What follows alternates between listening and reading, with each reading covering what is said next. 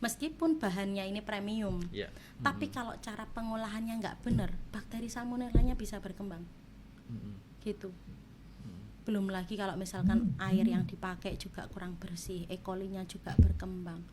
Jadi reunian Mas, bakteri-bakteri tadi. Jadi tidak semua makanan itu bisa langsung kita taruh di stainless Mas, terutama yang mengandung asam-asaman, karena itu ada reaksi kimia nantinya yang itu berbahaya kalau misalkan dikonsumsi secara terus-menerus. Alangkah baiknya ditaruh dulu di kemasan plastik klip atau apa seperti itu Mas, tidak langsung mengenai logam.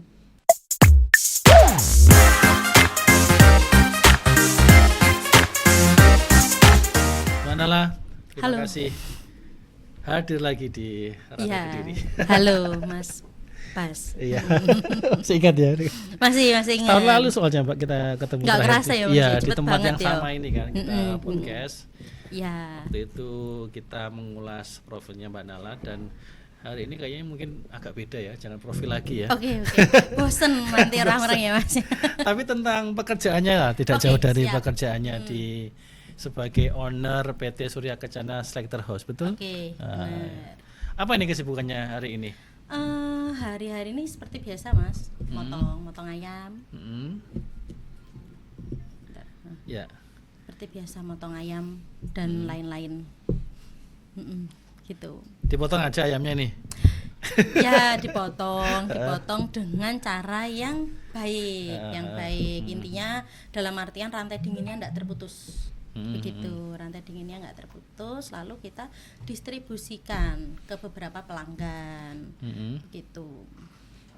Selain pelanggan, Mbak, apakah juga ada penerima lain?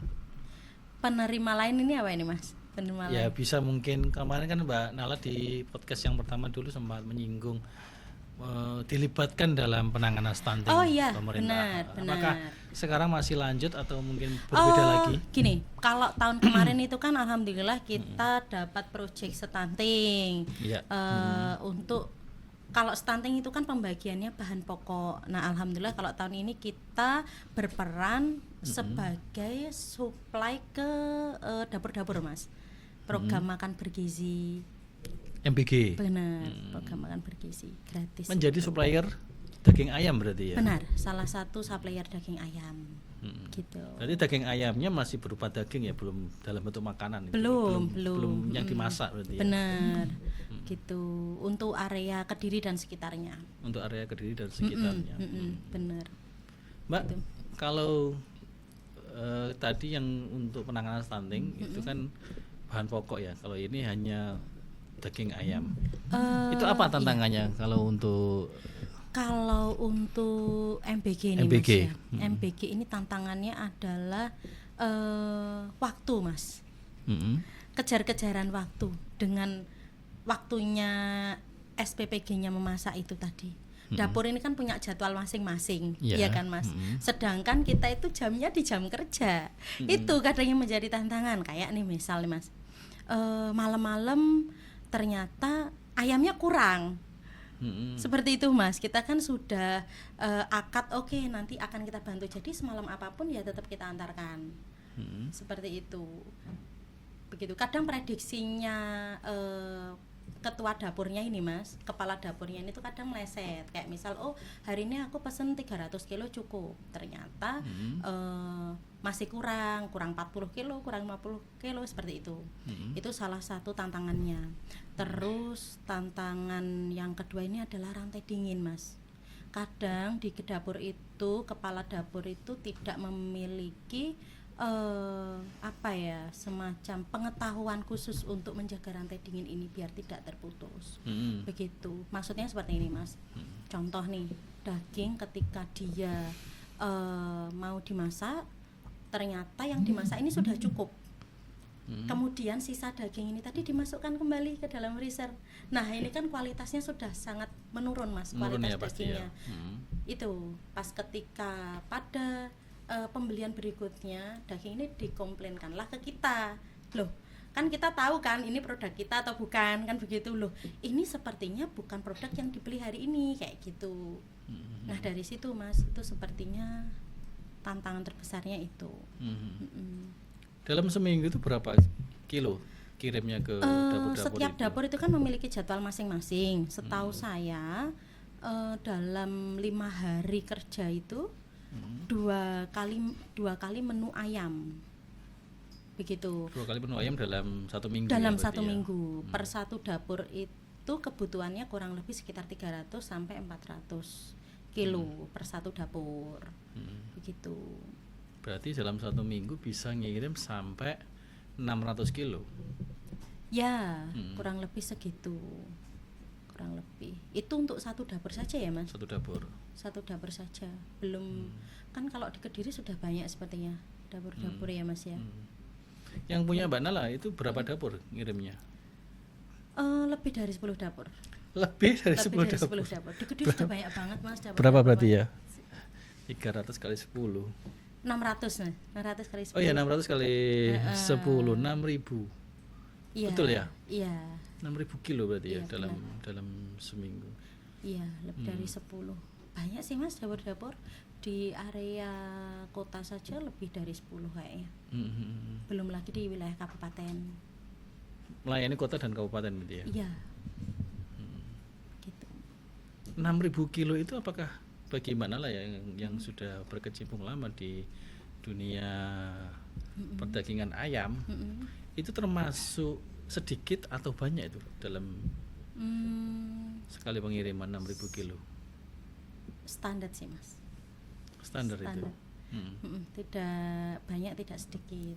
Kalau di tempat kita saat ini kan kapasitas potong kita sehari sekitar 15-an ton per satu hari, kita motongnya segitu. Jadi kalau nanti ada banyak dapur lagi insya Allah kita masih siap supply gitu. Itu untuk ayam aja, belum kebutuhan yang lain. Nah sekarang karena ini mengacu pada program pemerintah makan bergizi gratis, yang jelas bahwa ayam ini harus benar-benar yang baik kan ayamnya, benar ayam yang baik. Nah sebagai penyuplai Mbak Nala, itu bagaimana menjaga kehigienisan dari daging ayam ini supaya saat diterima kondisinya tetap bagus dan layak untuk dikonsumsi? Dari mulai pemilihan ayam hidupnya Mas, itu di tempat kita, karena kan kita rumah potong ayam, yang mana di dalam rumah potong ayam itu kan ada SOP-nya gitu. Jadi prosedurnya adalah pas ketika ayam datang itu ada tenaga kesehatan hewan yang ngecek apakah ayam ini sehat atau tidak. Itu sangat berpengaruh Mas pada hasil dagingnya. Begitu. Lalu kemudian sebelum kita potong ayam itu kita pingsankan dulu. Dipingsankan dulu. Ada namanya proses stunning. Stunning gitu. Namanya ya. Iya, itu kita pingsankan dulu. Terus kemudian ayam itu pas setelah dipotong itu dia harus melewati conveyor. Kan ada alatnya Mas ya, namanya conveyor. Itu secepat-cepatnya itu 3 menit baru masuk ke bak perebusan. Perebusan ayam yang masih ada bulunya ini tadi Mas. Kalau dia sudah, kenapa kok harus 3 menit kan begitu? Biar darahnya ayam ini netesnya itu sudah maksimal. Baru masuk ke dalam bak perebusan, lalu masuk ke cabut bulu. Nah, baru masuk ke ruang bersih setelah kita keluarkan jeroannya dan lain-lain itu tadi. Mulai dari penurunan ayam sampai dengan ayam ini kita packing, kita kemas dan kita antarkan ke tempatnya pelanggan. Ini tadi rantai dinginnya tidak terputus. Begitu. Sehingga bakteri dan lain-lain itu dia tidak gampang berkembang biak Mas. Kita jaga rantai dinginnya. Kita pengirimannya pun memakai mobil yang ada termonya gitu. Suhunya berarti juga suhu terjaga. benar-benar diatur ya? Benar. Saat pengiriman suhunya juga benar-benar kita jaga gitu. begitu, intinya begitu. Itu daging sudah kita pastikan kalau daging yang diterima pelanggan itu adalah daging yang daging ayam yang bagus, karena sebelum barang ini kita keluarkan dari tempat kita itu juga ada quality control yang ngecek gitu. Dalam seminggu itu Mbak, biasanya dapur-dapur itu ada nggak ya misalnya sudah ditetapkan misalnya hanya Selasa dan Kamis, atau itu bisa berubah-ubah itu sudah ada yang kayak gitu. Karena kan kita ada admin khusus yang memfollow up dapur-dapur ini ya Mas, itu dia sudah tahu jadwalnya begitu. Terus kita juga rutin update harga, karena kan harga ayam kan berubah-ubah ya Mas, hampir setiap hari itu berubah-ubah. Apalagi akhir-akhir ini kan harganya cenderung naik kan, begitu. Nah jadi setiap Senin sama Kamis itu kita update harga ke dapur-dapur ini gitu. Berarti misalnya ada dapur yang minta dikirim hari Senin. Nah ayam-ayam ini berarti disiapkan mulai hari apa? Ya hari Senin tersebut Mas. Jadi Senin gini Mas, ya? kalau untuk ayam itu kita selalu ready stock. Begitu. Selalu ya berarti ya, selalu ready stock, selalu ready stock. Akan tetapi kalau misalkan dapur itu membeli pas keadaan sudah sore itu kita mengirimnya dalam bentuk frozen Mas, begitu. Karena di tempat kita kalau di atas jam 12 tidak ada pembeli fresh, itu semua ayam kita masukkan ke dalam ABF gitu, kita masukkan ke ruangan pendingin semua. Air blast freezer, bukan kulkas untuk mendinginkan, bukan ya Mas? Beda lagi ya? Beda lagi. Di dalam ABF itu ayam tidak lebih dari 12 jam sudah beku. Kita kalau masuk juga beku Mas. Langsung beku. Gitu. Suhunya berapa itu? Suhunya mencapai minus 40 derajat. Minus 40. Benar. Begitu. Jadi pas ketika dia ditowing, dia masih bagus. Bukan kayak kalau kita beli di pasar ndak habis dimasukkan kulkas sampai beku gitu, ndak. Gitu. Memang ada proses pembekuan khusus. Gitu. Ya.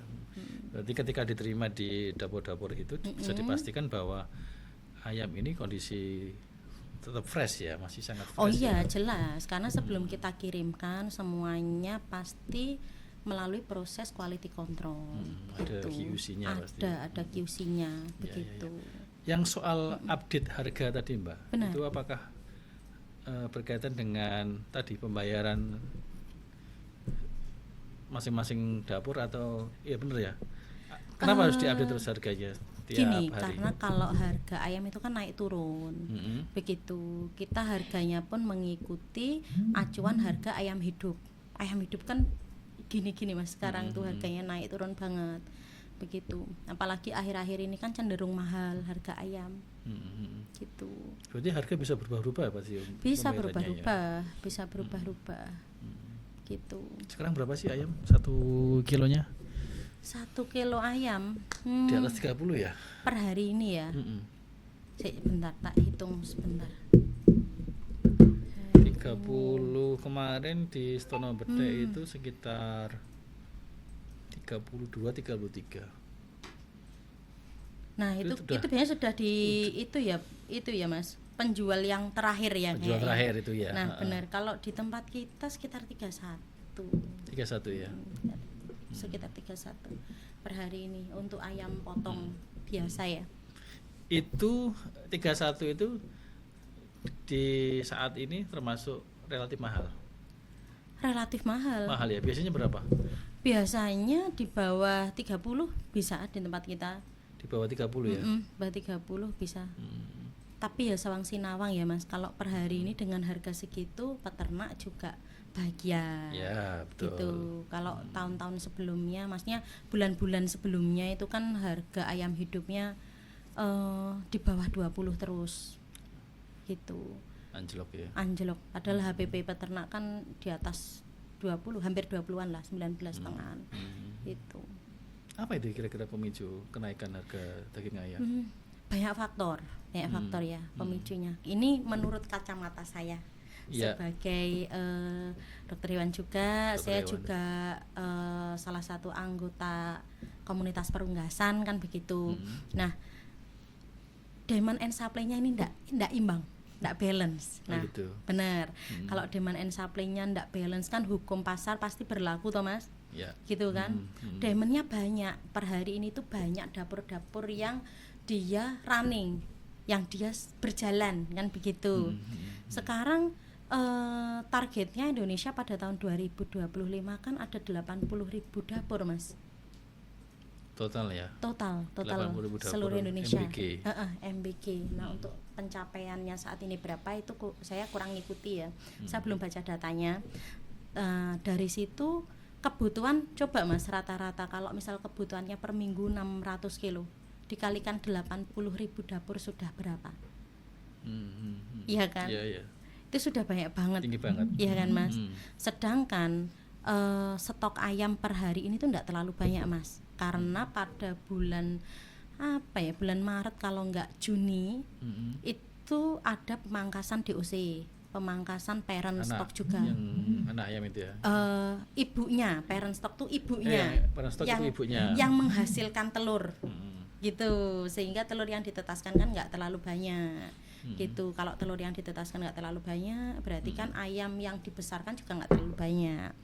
Gitu. Itu menurut kacamata saya berdasarkan data dari telur ini tadi berapa yang disebarluaskan untuk yang sudah ditetaskan dan disebarluaskan ke peternak untuk dibesarkan kan begitu. Terus yang kedua itu adalah faktor cuaca. Ini kan beberapa daerah sudah banyak yang musim penghujan kan Mas.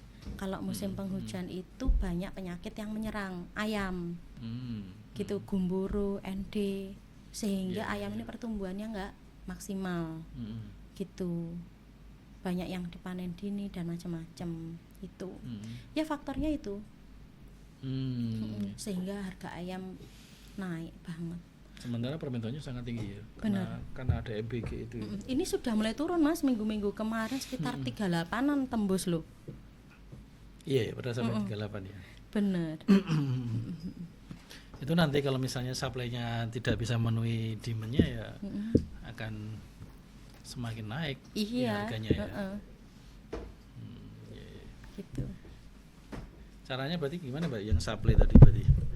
Yang untuk penyediaan ayamnya itu harus benar-benar tinggi berarti Gitu di tingkat ya? peternak. Ini kan kalau saya baca Mas ya dari beberapa sumber saat ini Kementan sudah menambah pasokan DOC sepertinya. Jadi ada kemungkinan nanti mungkin 2 bulan lagi itu harga ayam sudah cenderung stabil daripada beberapa bulan akhir-akhir ini begitu. Nggak perlu impor ya? Oh, enggak Mas, enggak perlu Enggak, kalau ya? impor jangan karena stok ayam di Indonesia, jangan kan di Indonesia Mas, di Kediri aja itu sudah overstock loh sebenarnya. Overstock ya? Benar, sudah overstock. Antara ini berdasarkan data peternak loh Mas ya, data peternak dengan serapan pasar itu sudah overstock. Nah, tapi kan ini MBG ini dia running serentak kan Mas. Iya, Jadi itu. kan kaget kan ya, pasarnya Ya, betul, ini kaget betul. tiba-tiba dia gitu. Karena setiap hari. Meskipun ayam nggak setiap hari kan. Bener. Tapi tiap daerah kan beda-beda pasti ya. Iya. Misalnya Kediri yang menu ayam hari ini, kemudian di daerah lain menu ayamnya hari apa. Sepertinya gitu. begitu, sepertinya. Tapi kan itu setiap hari pasti. Terus menunya juga macam-macam sih Mas, nggak cuma ayam, dori juga. Terus lele kayak gitu. Kita juga sedia itu dori lele kayak Lele gitu. juga ada di tempat kita gitu. Termasuk juga penyaplai dori dan lele. Iya. Tapi kita dari perusahaan rekanan. Oh, rekanan. Begitu. Ya, ya. Maksudnya bukan kita produksi sendiri, Ya. bukan. Tuh.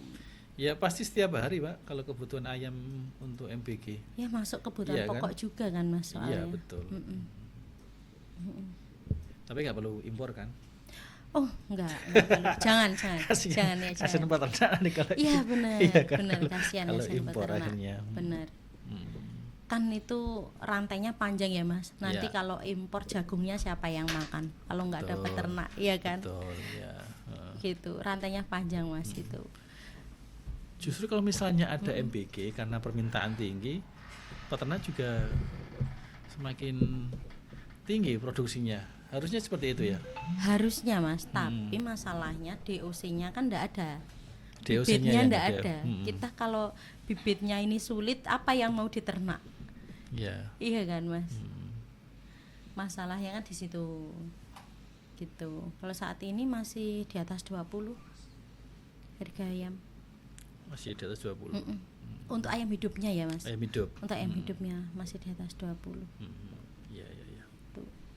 Ya, semoga sama-sama inilah sama-sama tersejahterakan peternak maupun yang pedagang dan tidak menyulitkan yang mengkonsumsi. Iya benar. Lah kok ngono? Kok gitu?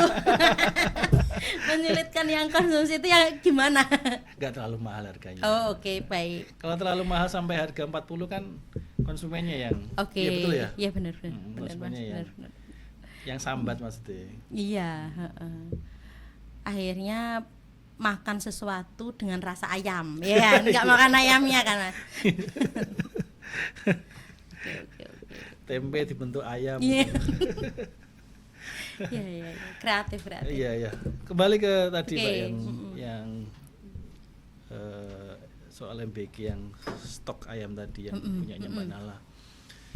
Itu kalau dibandingkan dengan yang suplai ke tempat lain misalnya yang bukan MBG, itu ada perbedaan nggak sih? Atau sama sebetulnya? Mulai dari penanganannya sampai yang HUC-nya. Kalau penanganan Mas ya, penanganan dan lain-lain kurang lebih semuanya sama. Semuanya Akan sama tetapi ya, sama ya. Kalau MBG ini kadang mereka lebih banyak yang meminta fresh daripada frozen. Kalau kita kan pelanggan kita karena rata-rata ada di luar kota dan luar pulau, itu mintanya frozen begitu. Yang membedakan cuman itu. Yang membedakan. Berarti lebih fresh yang MBG berarti kalau yang cepat itu ya dari penanganannya ya harus ini ya berarti. Iya benar. Cepat dan tepat ya. Cepat dan tepat ya. Cepat dan tepat. Tidak terlalu lama di frozen atau ya benar kan? Benar. Tidak terlalu Jadi lama di frozen pun ya. itu ada masa expirednya Mas. Begitu. Kalau ingin hasilnya baik ya dari bahannya juga harus baik, benar Mas? Ya betul. Ya, begitu. Mbak, ini ada beberapa kasus ya di Indonesia yang terutama MBG itu karena kasus keracunan, meskipun banyak faktor ya keracunan itu ya. Kalau Mbak Nala sebagai pelaku usaha di potong ayam kan pasti sudah sangat jeli ya untuk memperketat HUC tadi ya. Jangan sampai ketika ayam itu diterima oleh konsumen itu jangan sampai ayam ini menjadi penyebab misalnya keracunan atau sebagainya. Iya. Ya betul kan seperti itu ya. Benar. Nah Mbak Nala melihat di Indonesia itu sebenarnya faktor apa yang kasus keracunan beberapa kali di sekolah, meskipun di Kediri jangan sampai terjadi, ini belum terjadi, jangan sampai terjadi, jangan sampai terjadi ini di luar Kediri dan iya di luar Kediri yang kemarin terakhir di Jawa Barat. Mbak Nala melihat seperti apa itu? Bagaimana ya Mas? Kok rasanya saya sok pinter ya atau gimana? Enggak. Jadi ini menurut ya pengalaman pengalaman saya, karena saya dulu juga punya usaha catering. Terus saya juga dulunya saya pernah buka usaha kafe juga pernah. Kalau menurut saya ada banyak faktor yang harus diperhatikan. Begitu. Tempatnya itu kan logam Mas. Logam bener kan, itu dari stainless ya Mas. Jadi stainless. Tidak semua makanan itu bisa langsung kita taruh di stainless Mas, terutama yang mengandung asam-asaman. Begitu. Karena itu ada reaksi kimia nantinya yang itu berbahaya kalau misalkan dikonsumsi secara terus-menerus. Kan begitu. Kayak misalkan tomat, acar, kayak gitu. Itu nggak boleh langsung ditaruh di food tray itu tadi ya? Benar Mas, alangkah baiknya ditaruh dulu di kemasan plastik klip atau apa seperti itu Mas. Tidak langsung mengenai logam. Itu dari maksudnya hal seperti ini nih Mas, harusnya kan ada edukasi ya. Betul. Benar, dari tenaga kerjanya ini tadi begitu. Saya kurang memahami ya, maksudnya untuk tenaga kerja yang ditempatkan di SPPG ini tadi standarnya seperti apa? Ini kita kurang memahami. Nah, tapi harusnya kalau untuk makanan itu kita harus benar hati-hati Mas, karena itu kan efeknya bisa kemana-mana begitu. Belum lagi setiap orang itu kan punya alergi atau apa gitu ya Mas ya. Betul. Bener kan? Sehingga kalau misalkan dia makan makanan tertentu, kayak misalkan ada seseorang dia alergi udang, padahal di dalam makanan ini tadi tidak ada menu udang, tapi udangnya sudah dalam bentuk giling misal, kan itu nggak kelihatan Mas. Nah kayak gitu. Jadi faktor keracunan ini tadi banyak hal, tapi ada beberapa hal ini tadi yang harus diperhatikan, yaitu pertama dari bahannya, bahan makanannya itu harus dari bahan-bahan yang premium. Begitu. Terus kehigienitasan seseorang untuk memasak ini tadi Mas. Ya, itu. Benar, biar tidak ada swing cemaran. Kayak misal sebelum masak harus cuci tangan. Betul, begitu. Ya. Karena kan kita habis megang apa, terus megang apa. Kayak gini kan ada bakteri yang mencolot ke situ toh Mas. Iya toh, bakterinya kan bisa berkembang, bisa pindah. Begitu. Terus faktor rantai dingin Mas, itu juga harus diperhatikan. Rantai dingin makanan, dia kalau misalkan makanan ini sebelum, saya rasa ini semua orang tahu lah Mas ya, orang-orang zaman dulu juga tahu lah. Kalau makanan dia masih panas tapi ditutup, itu kan dia menguap Mas. Menguap ini tadi kan kalau suhunya ini suhu rentan, dia kan bakteri cepat banget Mas berkembang. Betul. Gitu kan. Apalagi dalam waktu 1 hari petugas dapur ini tadi harus menyiapkan makanan segitu banyak Mas. Kalau dia tidak memiliki pengetahuan yang cukup dengan cara memasak yang benar ini tadi Mas, pastikan bagaimana Mas Wan bisa membayangkan setiap hari minimal 3.000 porsi loh Mas, satu dapur. Bisa membayangkan saya betapa kan? Itunya. Iya, capeknya juga, rumitnya juga. Itu setiap hari terus menerus Mas. Belum lagi apabila ada makanan yang belum terlalu matang tapi harus sudah dibagikan. Nah, terus jarak antara dapur ke sekolahan itu juga sangat berpengaruh. Kan kalau di wilayah-wilayah tertentu kan dapurnya masih jauh-jauh ya Mas. Kalau di Kediri ini iya betul. Alhamdulillah kan belum ada ya Mas kayak keracunan dan apa. Alhamdulillah jangan sampai ada. Jangan sampai ada. Gitu, karena antara dapur dan sekolahan pemetaannya saya rasa sudah sangat baik gitu. Untuk dapur ini ya masih sangat terjangkau lah. Sangat terjangkau. Kalau di wilayah-wilayah yang agak terpencil itu kan dapur itu cakupannya sangat jauh Mas. Gitu, sama tempat pendistribusian. Sangat berpengaruh Mas. Benar, sangat berpengaruh. Kalau misal masakannya belum matang sempurna, itu kan juga sangat berpengaruh. Bakteri kan seperti contohnya ayam aja lah Mas, misal meskipun bahannya ini premium, tapi kalau cara pengolahannya nggak benar, bakteri salmonellanya bisa berkembang. Gitu. Belum lagi kalau misalkan air yang dipakai juga kurang bersih, E. coli-nya juga berkembang. Jadi reunian Mas, bakteri-bakteri tadi. Iya kan? Gitu. Karena dalam jumlah banyak dan benar. Dan kapasitas tubuh manusia itu dia punya standar. Gitu, mentoleransi bakterinya itu maksimal berapa yang masuk ke dalam tubuh. Kalau misalkan melebihi itu ya akhirnya bereaksi juga, imun tubuhnya ngedrop, gitu, sakit gitu. Itu sih Mas.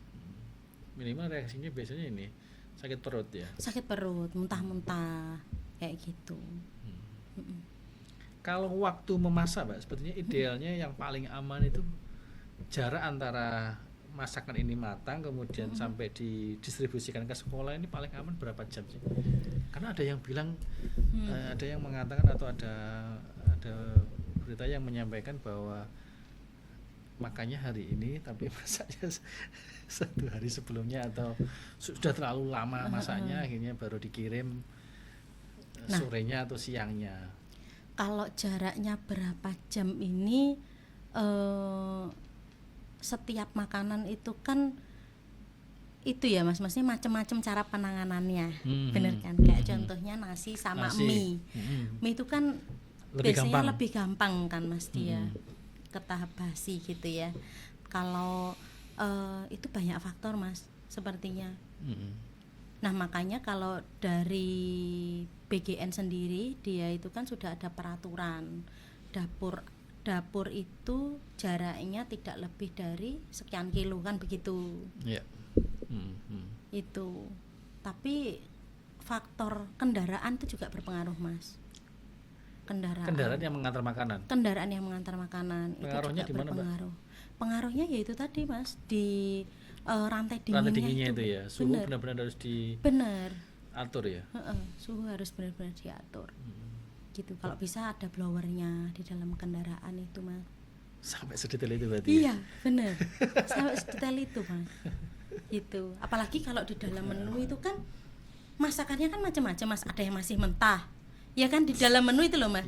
Kan mesti ada lalapannya yang masih mentah. Ada yang benar-benar mateng kayak sambal itu kan beberapa kali proses, ya kan. Terus ada nasi yang 1 kali proses. Macam-macam kan Mas. Itu kan penanganannya enggak sama. Gitu. Gitu sih Mas. Berarti setiap mobil untuk mengantarkan MBG ini harus ada blower. Saran saya ya. Iya. Saran saya. Oh makanya banyaknya keracunan. Saran saya harusnya ada blowernya begitu. Iya. Ya rantai dinginnya dijaga itu aja. Dari situ aja. Punya Mbak Nala ketika ngirim ayam juga sama ya, ada. Oh iya, jelas, pasti ya. Itu pasti. makanya aman pasti. Iya, pasti. Kita pakai termos semua Mas, ada rivernya semua. Iya. Gitu. Iya sih, karena makanannya begitu banyak ya kan. Ya memang harus dievaluasi. Nah itu bukan tugas kita ya Mas ya, bukan tugas kita. Nah ya itu sepertinya harus diberi wawasan, diedukasi. Ya karena Mbak Nala sudah pengalaman petugasnya itu distribusi makanan itu tadi kan. Ya memang banyak faktornya keracunan itu, tapi ya kalau standarnya tidak dipenuhi tadi, yang misalnya cara mengolah, kemudian cara pengiriman, jarak antara dapur dengan sekolah itu terlalu jauh, itu kan menjadi salah satu faktor untuk memicu itu tadi keracunan. Terus kemudian orang yang memasak itu juga benar, kehigienitasan pengaruh ya. Seseorang yang masak itu gitu. Kalau negara lain mana yang sedang sukses ya, yang untuk MBG ya?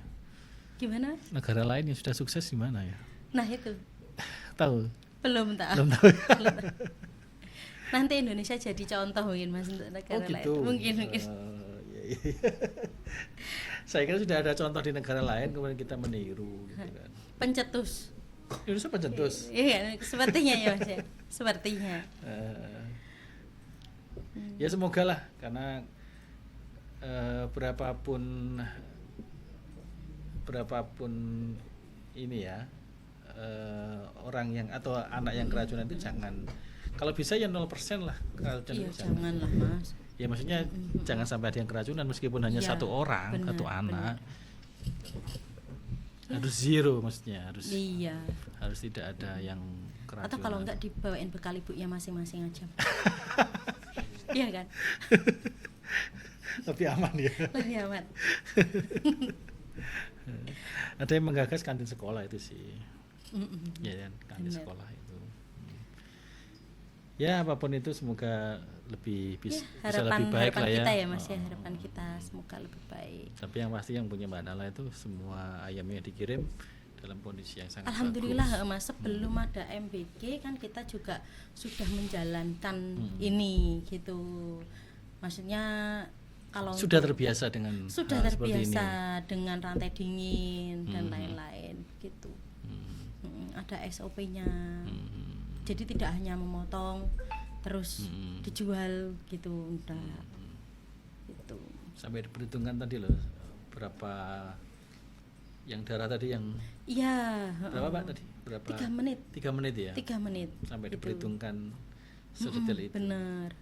Jadi sebelum ayam itu masuk ke dalam bak perebusan itu darah sudah benar-benar netes gitu. Sudah benar-benar dimaksimalkan habisnya itu tadi di dalam tubuh. Gitu. Jadi dagingnya juga kualitasnya lebih bagus, Mas. Terus sebelum dia disembelih juga kita pingsankan dulu. Harus pingsankan ya? Ya, kita pingsankan. Tujuannya itu biar pas ketika nyembelih itu tidak meleset, Mas. Dia tidak banyak bergerak, ayamnya ini tidak banyak beruntak, terus tidak meleset. Julehannya ini yang nyembelih itu tidak meleset. Tuh. Kalau meleset bisa putus lehernya. Bisa putus lehernya. Bener, bisa putus lehernya. Dan itu sudah pengaruh ke daging ayam pasti ya. Iya, Mas. Sudah pengaruh ya iya. ke kualitasnya. Benar. Sangat berpengaruh. Sebelum kita cantolkan di conveyor, kan ayamnya kan ada mesin-mesin yang muter-muter gini kan, Mas. Sebelum kita cantelkan pun itu ayam kita istirahatkan dulu. Gitu, biar dia tidak terlalu stres. Gitu ya. loh. Ada peri kehewanannya, Mas. Benar. Sedetail itu loh. Kalau kita mau yang benar-benar standar tinggi loh ya. Iya, gitu. Apalagi ini makanan yang begitu banyak ya. Ya hal-hal detail itu memang harus diperhatikan. Benar. Kalau tidak diperhatikan ya tadi sih memang kan yang konsumsi akibatnya juga orang banyak. Iya, dan itu anak-anak, Mbak. Iya. Kita tahu kan anak-anak nggak semuanya dia benar, imun tubuhnya masih lemah ya dia. Dia masih pilih-pilih makanan. Benar. Nggak seperti orang dewasa. Ada yang terus kebersihannya tempat makan itu juga berpengaruh. Iya kan? Itu kan dipakai terus ya? Dipakai terus. Dicuci, dipakai, dicuci, dipakai, dicuci gitu kan? Benar, pakai dicuci. Itu kalau misalkan lupa dilapi aja udah bisa banyak bakteri nempel kan, Mas? Nah itulah. Kita yang sebagai siswa itu nggak tahu loh proses kan seperti itu ya. Sudah ada makanan ya, Mas. Kita jadi nggak tahu ini tadi tempatnya bersih atau enggak. Betul, ya, iya, kan? Ya. Nah itu yang harus diperhatikan sih, hal-hal kecil itu meskipun kecil tapi sangat berpengaruh terhadap kualitas makanan. Tapi ada juga dapur yang ya semoga semua dapur-dapur juga menerapkan ya, Mas ya. Itu dia sampai punya suatu alat untuk mencuci food tray ini tadi. Gitu. Terus juga dipanaskan juga food tray-nya biar benar-benar itu kering. Memang standarnya seperti itu harusnya seperti itu. Harusnya semua dapur seperti itu. Harusnya semua dapur seperti itu. Tapi kan alat ini bukanlah alat yang wajib ada di dalam dapur kan, Mas. Iya. Gitu. Tapi minimal misalnya dibersihkan dengan sabun itu yang food tray itu sudah higienis untuk dipakai lagi, Mbak. Sebetulnya. Nah, itu, Mas. Kita nggak tahu ya. Kita nggak tahu ya kalau itu, Mas. Kita nggak tahu karena kan membersihkan satu food tray aja, Mas. Itu sama kalau kita membersihkan piring, satu food tray dengan benar-benar bersih itu dapat 1, piring dapat 10, Mas. Oh gitu ya. Iya. Perbandingannya seperti itu. Yeah. Sekarang kita bisa membayangkan kalau misalnya kita membersihkan 3.000 food tray dalam sehari. Iya. Iya kan, Mas? 10 piring itu berapa menit ya? Kalau kita nyuci bersih nah, gitu itu ya. Kurang tahu ya saya. 10 piring, 1 piring. Karena kan dia ruangannya banyak ya, Mas ya. Ada pojok-pojokannya juga. Satu piring setengah menit ya, ada nggak? Atau 1 menit ya? Ya paling berapa detik gitu kan, Mas. Bersihkannya. Ya harus dengan air mengalir, air bersih kayak gitu. Terus harus benar-benar kering tempatnya itu sebelum kita taruh makanan lagi. Jangan masih basah. Jangan masih basah. Tapi harusnya satu dapur itu memiliki, ini saran ya, Mas ya, saran ya. Silakan, Mbak. Nah, harusnya itu memiliki food tray 2 kali lipat. Kalau menurut saya harus punya stok. Jadi misal dia menunya dia mengcover 3.000 siswa, paling enggak dia punyanya 6.000 food tray. gitu. Jadi ada waktu untuk membersihkan yang benar-benar bersih. Gitu. Jadi ada jaraknya, Mas. Betul. Gitu. Kalau saran saya begitu. Ada jarak yang ini dibuat memberi makanan hari ini, mengirim makanan hari ini. Ada yang ini dibuat makanan yang ini proses dibersihkan. Gitu aja terus. Itu kan paling enggak ada waktu untuk mengeringkan ya, Mas. Gitu. Karena sehari nggak cukup ya untuk mengeringkan. Ya, gitu. Sepertinya seperti itu ya. Tapi satu dapur tuh 50 orang, Mas, petugasnya, kurang lebih ya. 50 orang. Ada sendiri yang bagian membersihkan. Sepertinya begitu. Ada ya pasti ya. Ada yang bagian ngiris-ngirisi juga ada. Motong-motong. Iya. Ya seperti orang hajatan itulah ya. Iya. Tapi ini setiap hari. Orang mantu setiap hari. Iya, orang mantu setiap hari. Bagaimana? Bagaimana capeknya, Mas itu. Orang punya gawe setiap hari. Kasihan, Mas, ada yang nggak tidur juga. Kan masaknya malam-malam itu. Ya semoga menjadi evaluasi lah. Karena jangan sampai anak-anak kita menjadi korban keracunan lagi ya. Tujuannya baik agak tapi sensitif ya, Mas, bahas kayak ini. Enggak lah. Nah ini kan kita ngomong saran supaya menjadi lebih baik. Ya kan? Karena memang ada kasusnya, Mbak. Kalau memang kecuali kita tidak mengada-ngada ya. Kecuali nggak ada kasus keracunan, mungkin kita mengada-ngada. Tapi kan ada kasus keracunan dan itu jumlahnya ribuan loh ya. Iya, kok bisa ya? Meskipun ada yang katanya pakai daging ikan hiu juga. Nah, itu nggak tahu, kan, Mas, ya? Nggak tahu. Katanya. Iya di harusnya daerah. Beli gori aja, Mas. Di tempat saya. Iya, makanya kenapa sih kok mikir hiu? Katanya kan itu apa makanan orang sana. Tapi kan namanya hiu kan benar. Hewan yang apalagi dilindungi. Anak-anak loh, Mas. Ya kan mungkin imun tubuhnya belum terbentuk. Kan bisa lele lebih murah ya? Nah itu nggak tahu ya, Mas. Lele kan lebih murah daripada hiu maksudnya. Lele lebih murah. Tapi kan lele 1 kilo cuma isi berapa, Mas? Iya kan? Iya. Ya maksudnya pengganti hiu kan masih ada banyak. Iya, apa misalnya banyak. pengganti hiu? Apa ya? Telur lebih murah, Telur Mas. Kan, ya. Lebih aman juga. Iya kan? Iya. Ya jangan hiu lah kalau bisa. jangan hiu, jangan paus, jangan ada hiu. Jauh dari laut ya, Mas ya. Jangan hiu, jangan paus, jangan lumba-lumba. Iya. Masih banyak makanan lain yang bisa dikonsumsi dan itu tinggi proteinnya ya. Benar. Oke, terima kasih Mbak Nala. Siap, Mas Bas. Terima kasih sudah berbagi wawasan. Semoga program MBG ini menjadi program prioritas ini, Mbak, karena tahun depan ditambah lagi anggarannya ini. Katanya begitu. Semoga lebih baik lah ya, dan tidak ada yang keracunan. Amin. Semoga menghasilkan generasi emas seperti harapan dari pemerintah. Betul. Dan sukses terus untuk pemotongan ayam. Terima kasih Mas Bas. Terima kasih semuanya.